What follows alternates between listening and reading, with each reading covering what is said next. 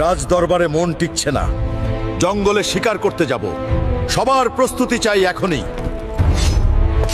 এই যাত্রাটা অকারণে নয়, আজ আমি নিজেই শিকার করব। জঙ্গলই সব উত্তর দেবে।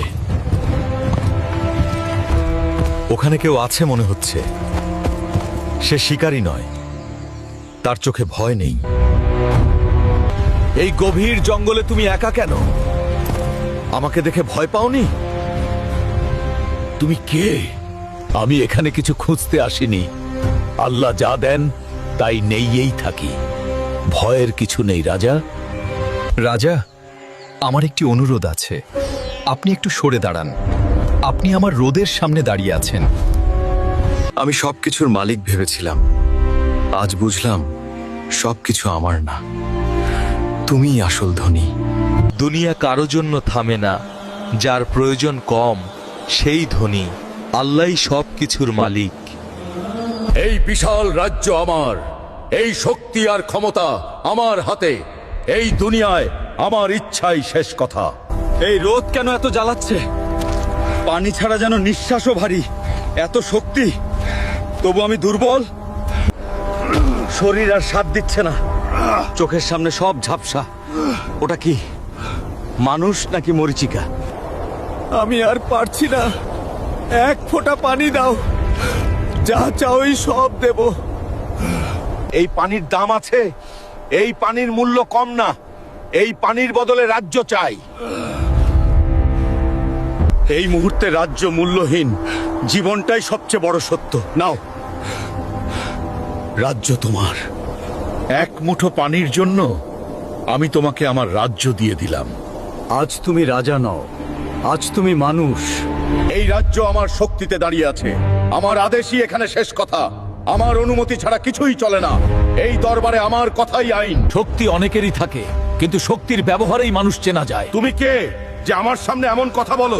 এই দরবারে সাহস দেখানোর মূল্য দেওয়ার। নিজেকে জয় না করলে কেউ রাজা হতে পারে না। আজ বুঝলাম সত্যটা। অহংকারী ছিল আমার হার। আজ থেকে এই রাজ্য চলবে ন্যায়ের পথে। শক্তি থাকবে কিন্তু অহংকার নয়। তাহলে এই রাজ্য টিকে থাকবে আর মানুষ শান্তি পাবে। মহারাজ, পাশের রাজ্য যুদ্ধের প্রস্তুতি নিচ্ছে। তারা আপনার দুর্বলতা ভেবেই এগোচ্ছে। দুর্বলতা নয়, এটা আমার সিদ্ধান্ত। ন্যায়ের পথ ছেড়ে আমি আর ফিরবো না। যুদ্ধ শক্তির পরীক্ষা, কিন্তু ধৈর্য মানুষের পরিচয়। আমি যুদ্ধ চাই না, কিন্তু ন্যায় রক্ষায় পিছাবো না। মহারাজ, শত্রু সেনা সীমান্ত পেরিয়ে গেছে। যুদ্ধ শুরু হয়ে গেছে। তাহলে আর দেরি নয়, রাজ্য রক্ষায় সবাই প্রস্তুত হও। শত্রু সেনা সামনে দাঁড়িয়ে আছে। আপনার আদেশের অপেক্ষায় সবাই। আজ পালানোর পথ নেই। ন্যায়ের জন্য আমরা লড়ব। আজ কেউ পিছু হটবে না। এই মাটিতেই সিদ্ধান্ত হবে। Attack for the glory of the Empire. Pathetic weakling, you will fall. Attack for the glory of the Empire. Pathetic weakling, you will fall. যুদ্ধ শেষ। আজ ন্যায় জিতেছে। যুদ্ধ শেষ, কিন্তু দায়িত্ব এখনো বাকি। হাল্ক ভাই, কি হয়েছে? করিম চাচা খুব অসুস্থ। ঠিক আছে, তুই যা। আমি বাড়িতে বাজারগুলো মারে দিয়ে যাব। মা, করিম চাচা নাকি অসুস্থ, আমরা যাইতে কইছে। বাবা, আমরা গরিব মানুষ, তুই যাই কি করবি?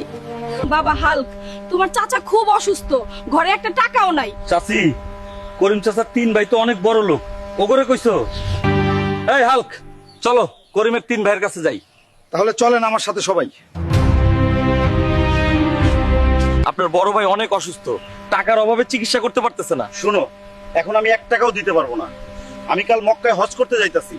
এই হাল্ক, বড় ভাই চিকিৎসার অভাবে মরতাছে, আর ছোট ভাই আগামীকাল মক্কায় হজ করতে যাইবো। বড় ভাইয়ের চিকিৎসা না কইরা হজ করলে আল্লাহ কবুল করবো না। এই হাল্ক, করিম চাচার বড় লোক ভাইয়ের বাড়িতে আগুন ধরে সব পুরা সারখার হয়ে গেছে। বড় ভাইয়ের চিকিৎসা না কইরা মক্কায় হজ করতে গেলে এরকমই হয়। এই শীতের মধ্যে আমাদের এলাকায় একটা ওয়াজ দোয়ার মাহফিলের আয়োজন করতে চাই। ঠিক কইছস, এলাকায় এখন গান বাজনা বেশি হয়ে গেছে। মানুষকে আবার আল্লাহর পথে ডাকতে হবে। এলাকায় এত মানুষ থাকতে কেউ মাহফিলের কাজে অংশগ্রহণ করতেছে না। করিম চাচার বাড়িতে বলে আজকে গানের অনুষ্ঠান। আসসালামু আলাইকুম প্রিয় এলাকাবাসী, আজ বাদ মাগরিব আমাদের মাঠে ওয়াজ ও দোয়ার মাহফিল অনুষ্ঠিত হবে। ভাই, আমাকে দাওয়াত করে এনেছেন, কিন্তু মাহফিলে তো কোনো মানুষ নাই। সব মানুষ করিম চাচার বাড়িতে গান শুনতে গেছে। হাল্ক ভাই, গানের অনুষ্ঠানে করিম চাচা মারা গেছে। দেখ দেখ, 5টা মেয়ে হয়েছে তার, নিজের তো কিছুই নাই। কোনো সম্পদ নাই, কেমনে বিয়া দিবে বলো তো? আল্লাহ আমার সাথে আছে। দোকানে লবণ আনতে গেছিলাম, আমার 5টা মেয়েকে নিয়ে বাজে মন্তব্য করে। মানুষের কথায় আমার কিচ্ছু আসে যায় না। আমার 7 মেয়েকে পড়ালেখা শিখাইমু। তোমার মেয়েকে ভর্তি করানো হয়েছে, কালকে থেকে স্কুলে আসবে। ঠিক আছে স্যার, দোয়া করেন মেয়েগুলো যেন লেখাপড়া শিখে মানুষ হয়। মেয়েকে পড়াশোনা শিখিয়ে লাভ নাই। পুরান পাগলের ভাত নাই, নতুন পাগলের আমদানি। বাবা বাবা, আমাদের এসএসসি রেজাল্ট দিছে, আমরা সবাই ভালো মার্ক নিয়ে পাশ করছি। তোদের জন্য কত কথা শুনছি রে। মানুষে আর যাই কোক, তোর মেয়েগুলো এখন কলেজে পড়ে, ভবিষ্যতে সরকারি চাকরি পাইবো। দোয়া কইরো চাচা, আমার কষ্টগুলো যেন দূর হয়ে যায়। বা, আমরা 2জন পুলিশে চাকরি পাইছি, আর 3 বোন মাস্টার হিসেবে চাকরি পাইছে। আপনারাই প্রমাণ করেছেন মেয়েদেরকে লেখাপড়া শিখিয়ে। এরকম বাবা মা ঘরে ঘরে হওয়া দরকার।